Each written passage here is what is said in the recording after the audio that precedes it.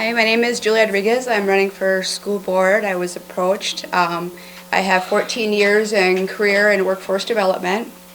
I've been working towards a certificate which I actually received last night, so I'm very proud of myself. So I'm a certified workforce development professional and the actual association. So I work very hard for that. I just completed my certified parent peer specialist that works with children and assist parents that have gone through trauma into becoming sober again. I'm a mother of 7. I am a wife. My 4 older children are all on their own. They live on their own and they all work, and I have 2 awesome grandchildren which I got to talk to last night over video chat. And I have 3 children that are still in the school district. When I first went there, because we transferred over from Black River Falls, we met, she wasn't the principal at the time, but she was the school, she works with the special, the school. She wasn't the psychologist, but she helped Raul with his speech therapy. So I really got to know her. And then even before Anna started school, my daughter, my youngest, she was born deaf, completely deaf. And before we went to school, she actually got her translator and helped her out, keep their grades up. My older daughter's been going through some depression, anxiety after COVID and everything happened, and the school really helped them out. And I really like the school system because they really don't leave anybody behind. I haven't seen them do that yet. So I support the school. I support the learning of the teachers and all of our diverse children.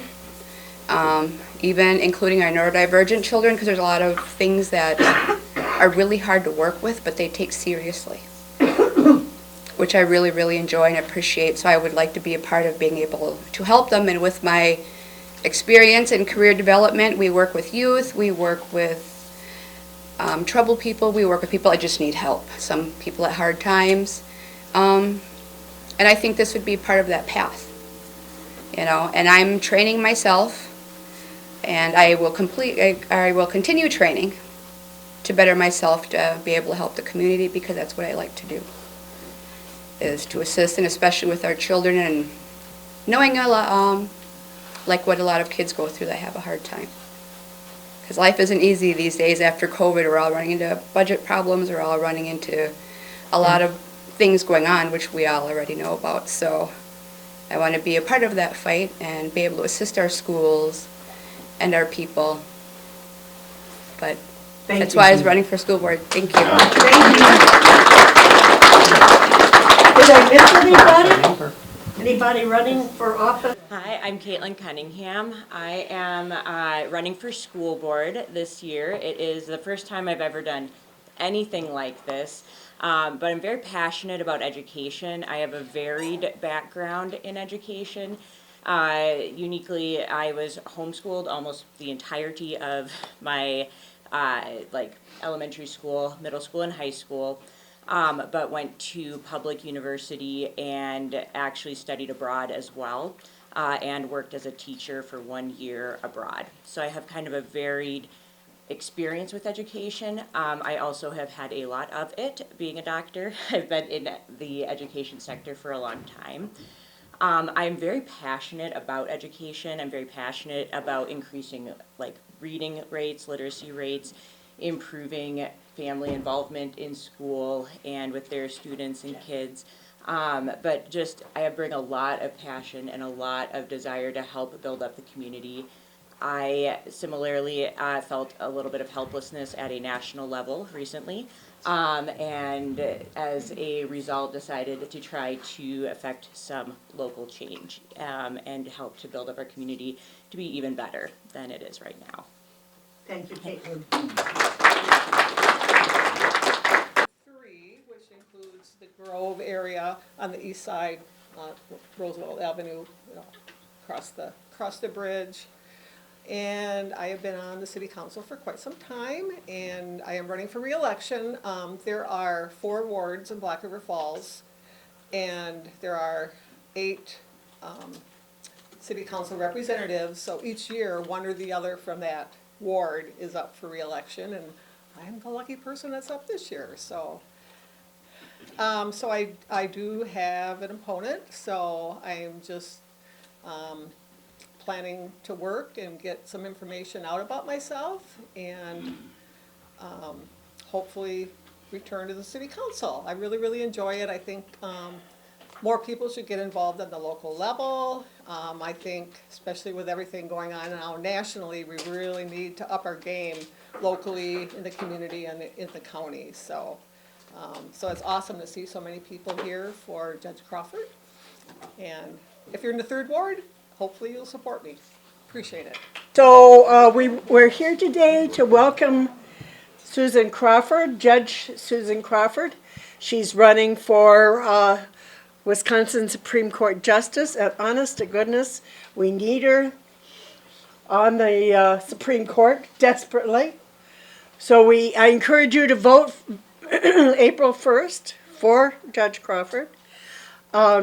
With that in mind, I'll have her speak for you. I'm sorry, I'm not much of a speaker, but thank you for coming, everybody. My goodness, it's a wonderful turnout. Yeah, thanks, everybody.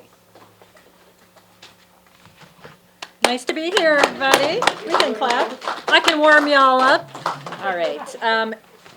I want to first thank you all for being here on a snowy Saturday afternoon. It is a real pleasure, and I'm glad to have a nice full room of folks to talk to you about this very important upcoming election. So yes, it is April 1st, and the stakes are very high. This election is certainly going to have a big impact on our state and what kind of state we have for our kids in Wisconsin, and is going to affect all of the personal rights and freedoms that we enjoy under our laws and under our state constitution. So the question that voters are going to have to decide come April 1st, or you can also vote early, don't forget about that, is what kind of justice do you want on the Wisconsin Supreme Court? Do you want to have a justice who is going to be fair and impartial, somebody who applies common sense and knows right from wrong, and somebody who puts the safety of our communities first and the fundamental rights and freedoms of all Wisconsinites? Or do you want to have a justice on the Supreme Court who is an extreme partisan politician? Somebody who is running to try to push a partisan agenda on Wisconsin, and somebody who has failed to prioritize public safety, most notably as Attorney General, by failing to get a huge backlog of sexual assault kits tested in Wisconsin. And I'll talk a little bit more about that later. But I've spent the last 6-7 months or so traveling all around the state of Wisconsin. I've been here, I'm back again, but all around the state of Wisconsin, and I believe that after talking to hundreds at least of voters, if not thousands, that people want common sense justice on our Supreme Court. They want justices who are looking to use our laws and our Constitution to protect people, to protect our rights, and to protect our communities. People don't want a politicized Supreme Court, and they don't want a justice who's trying to get on the Supreme Court to drive a political agenda. So looking out for protecting people's rights and working to keep our community safe is something I have done for my whole career, and that's because of the values I learned growing up in Wisconsin. So I grew up in Chippewa Falls, a little ways up the road, and I was one of 4 kids. And I had a great childhood there. On a day like this when I was a kid, my dad would try to round us up to take us out ice fishing on one of the Chippewa County lakes, which, I did once in a while. Always fun when the fish were biting. Less fun when it was just darn cold out there. But that's the kind of childhood I had. Spent a lot of time outside, riding my bike around town, and the kind of community where people know each other and watch out for each other. I think a lot like this one. But my dad was an engineer. He got his degree from UW-Madison on the GI Bill after he served in Korea. My mom is a 3rd-generation Wisconsinite. She grew up in Greene County. My great-grandpa started our family history there when he opened a barber shop on the square in Monroe, Wisconsin, back in the 1860s. So we have some deep roots in Wisconsin. And my mom and dad live in Greene County today. They retired back to my mom's hometown about 25 years ago. And my mom gets out and does a little campaigning for me when she can. She takes my flyers over to the neighbors and says, you know, you should vote for her. She's my daughter. And good enough reason for her. But you know, if my mom can do it, all you can too, because she's going to turn 90 this year. And her birthday's on April 1st, folks. Wow. So we got to give Mom a good birthday present this year. But you know, growing up in Chippewa Falls, you know, life wasn't always easy for my family. And I'm sure many of you could say the same things. You know, we had our challenges. My little sister was born with a medical condition and had a lot of special needs and needed a lot of extra care and watching out for. I, as her big sister, was often the one who had that responsibility, you know, making sure that she got to school and home again, you know, holding her hand, walking her past the snow drifts up to here in the middle of the winter time. So that's how I grew up, is watching out for my little sister, and protecting people is something I started with really early in my life. Later on, when I was in high school, my dad was laid off from his job, and that caused my family to really have to pull together to get through some tough times financially. And as a result, I financed my own college education. So I know the value of hard work. You know, I was a hard-working kid, the kind of kid that always had a couple of different jobs going. And I learned right from wrong. I learned the value of common sense, and I learned that, you know, people have to stick together and back each other up. And I bet that a lot of you have similar stories about your own families and watching out for your own people. Now I'm a mom. I'm a proud mom of two. My son and daughter are grown up now, young people starting out their lives, and I'm really proud of them because they want to give something back. They want to contribute something to their communities and help people. And I know what it's like to worry about your kids, to worry about their futures, and to want to keep them safe. And that is something, too, that I have, it's, you know, been kind of a guiding light for me in my career. I want every Wisconsin kid to grow up in a safe community. So all of those are the kind of values I bring to the race, wanting to do what's right and protect families and protect our fundamental rights. Protect Wisconsinites, and that's what I've always done throughout my legal career. So I went to law school to begin with, really. But I started my career as a prosecutor at the Wisconsin Department of Justice. That was back in the 90s, 1997. I joined the Wisconsin Department of Justice, and I was a prosecutor, prosecuting the toughest felony cases all the way to the Wisconsin Supreme Court.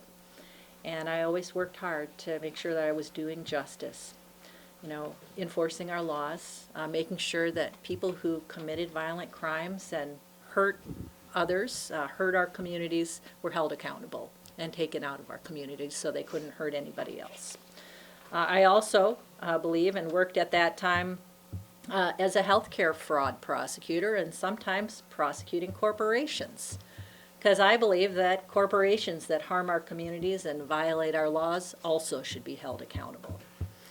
And I also think that if you're the victim of a crime, your rights deserve to be protected, and you deserve to have justice, timely justice. So those are all the common sense values that I brought to my job as a prosecutor. Later on in my career, I worked as a lawyer representing people just like all of you, ordinary Wisconsinites, in our courts, fighting for people often when their rights had been taken away by the government. So I represented public school teachers when the government took away their rights in the workplace. I represented voters, some of our most vulnerable voters who were registered and eligible to vote but were unable to vote after Wisconsin passed a really strict voter ID law. And the state government at that time wasn't prepared. It just wasn't ready to make sure that all eligible Wisconsinites could get the ID they needed to vote without having to pay anything. So that was really important work I did to make sure every eligible Wisconsin voter can exercise their right to vote. I also represented Planned Parenthood of Wisconsin and its doctors when the government tried to restrict women's access to the reproductive health care services that they needed. And we were successful in those cases. We made sure that those laws were struck down so that doctors could continue to provide services to women in Wisconsin. You know, one of those cases was called Planned Parenthood of Wisconsin versus Brad Schimmel.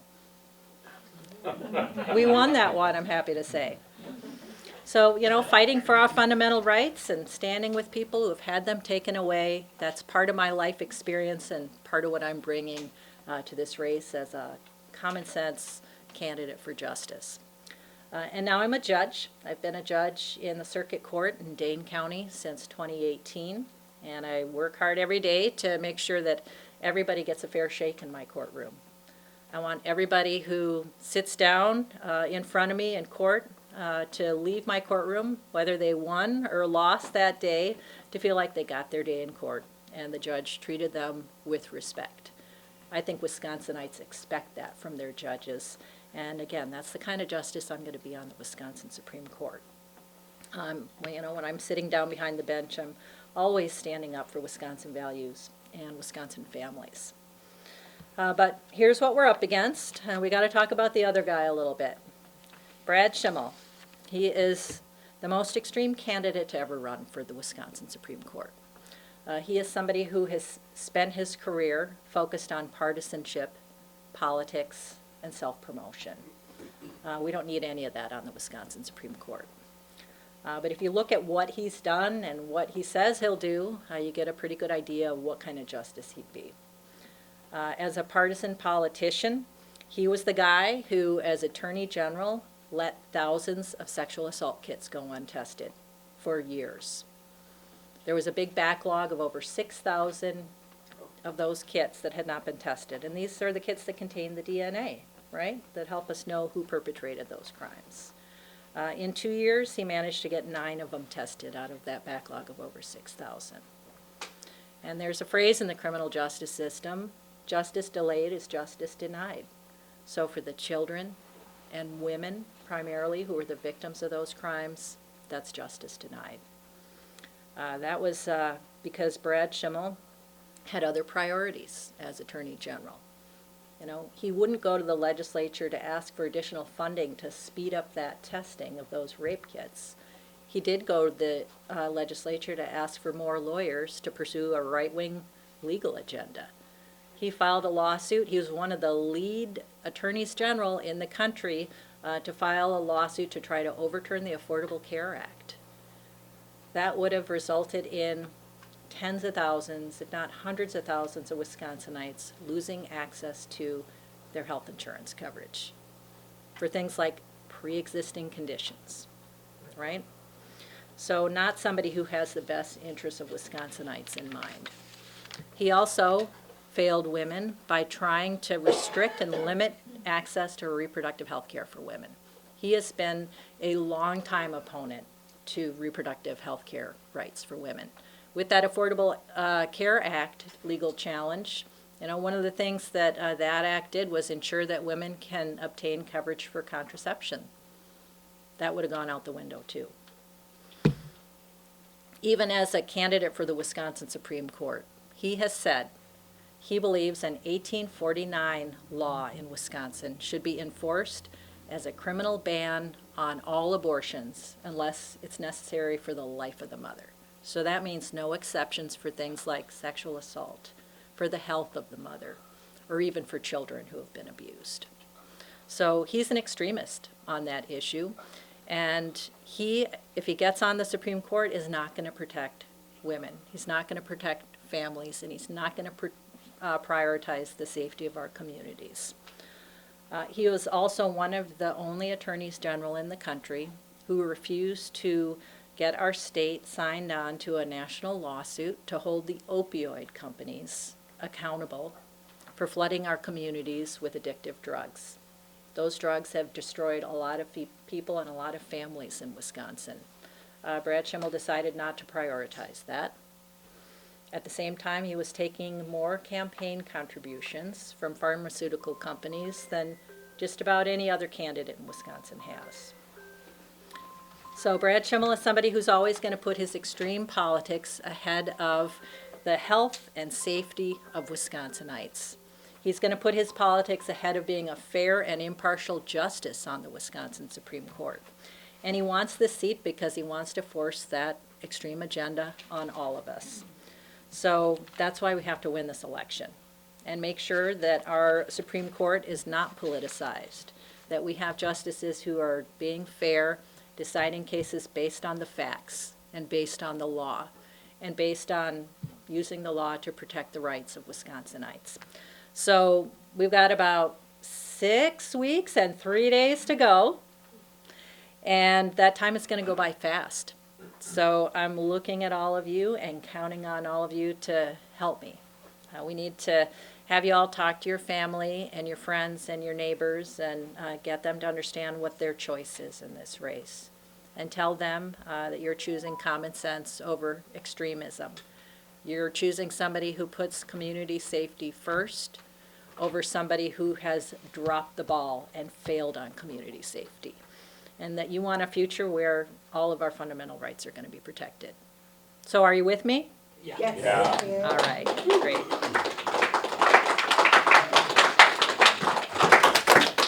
If you guys help me, you get out the vote on April 1st, I know we're going to declare a victory. We can do this, you know? So let's get out there and win this election on Wisconsin. And we got a question already.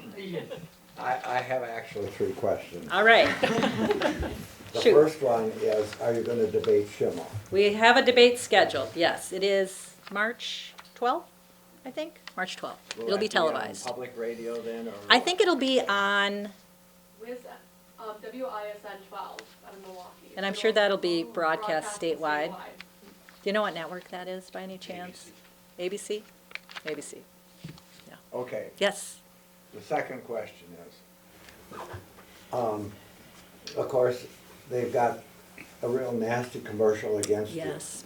You need to address that, Yeah. you know, because I've seen that, this is their playbook. Yep. Time after time after time. Right. And I've seen where a campaign doesn't address that. Yeah. You know, you need to get right in front of the camera and address that, Yeah. because I have to believe they're lying They are. Yeah. completely. That's because they are. That's because they are. That's right. It's beyond belief. They always lie. It's, Yeah. it's a course. lie. Okay, the third question. Yeah. In one of Schimmel's commercials, Mm-hmm. he was claiming that he took care of all kinds of these rape kits. Right. And you're Yeah. saying he took 9? 9. Right. Out That's of what? you know, that is 4 a years? well documented fact. 9 in 2 years. In 2 9 years. in 2 years. And then, you know, he was up for re-election in November of 2018. What happened? He hit the gas. He hit the gas. And sometime in 2017, it was increasingly obvious that it was going to be an issue in his re-election campaign. So then he's like, well, folks, hurry up. Let's get some of those kits tested. It was too little too late, though. So, yes. Fortunately. Yes, you know, the voters sent him home in 2018. absolutely. Largely over that issue, because he let 2 years go by doing nothing. And then it's all of a sudden, let's hurry things up, because it's my political future that's at stake, right? And now we have a good attorney general. Now we do, yep, and, you know, there have been cases prosecuted out of those kits, out of that backlog. You know, predators who were out there on our streets who have been Yeah. brought to justice now. But, you know, after a delay, and, you know, were there new victims in that meantime? That's what we don't know. Yeah, good questions, thank you. That despicable ad that Steve referred to Yeah, that suggests that you have anything to do with releasing Rape.